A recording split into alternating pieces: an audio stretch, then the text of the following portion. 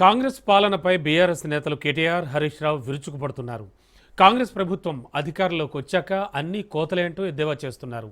CM Revanth అంటేనే cutting master అంటూ ధ్వజమెత్తారు. కేసీఆర్ పెట్టిన సంక్షేమ పథకాలన్నీ బంద్ చేశారని మండిపడ్డారు.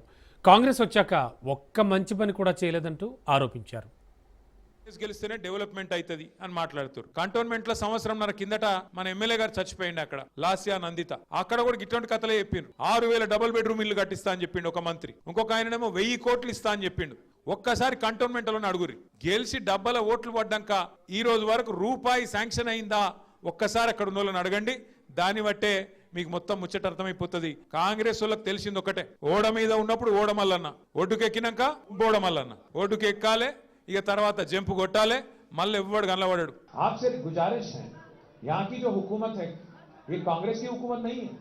यहाँ की जो हुकूमत है मिली जुली सरकार है. बीजेपी और कांग्रेस की जॉइंट वेंचर गवर्नमेंट चल रही है. यहाँ पे आप देखिएगा, एक बीजेपी एमपी है यहाँ पे, सीएम रमेश साहब, उनको 1350 करोड़ का कॉन्ट्रैक्ट दिया जाता है कांग्रेस की हुकूमत में.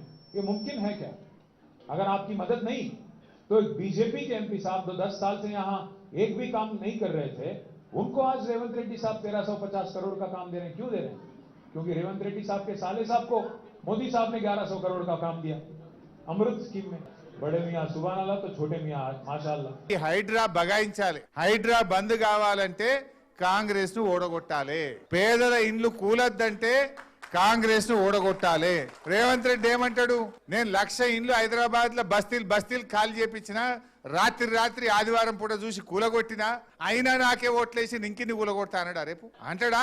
అరే నువ్వు తప్పు చేసినవురా, గరీబోళ్ళ ఇండ్లు కూలగొడుతున్నావు, పెద్దోళ్ళ కూలగొడతలేవు, మా గరీబోళ్ళు ఎంబడబడ్డావు అని బుద్ధి చెప్పాలంటే కాంగ్రెస్ ను ఓడగొడితేనే రేవంత్ రెడ్డికి సోయొస్తుంది. రేవంత్ రెడ్డి వచ్చి 2 ఏండ్ల ఒక్క ఇటుక పెట్టిండు, ఆయన ఒక్క భవనం కట్టిండా?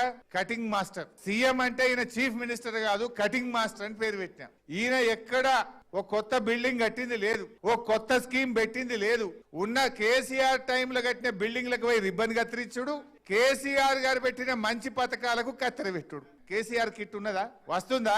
13,000 రూపాయలు వస్తున్నాయా? బంద్ అయిపోయింది. బతుకమ్మకు చీరలు వచ్చినాయి కేసీఆర్ ఉండగా, ఇప్పుడు వస్తున్నాయా? బంద్ అయిపోయినాయి.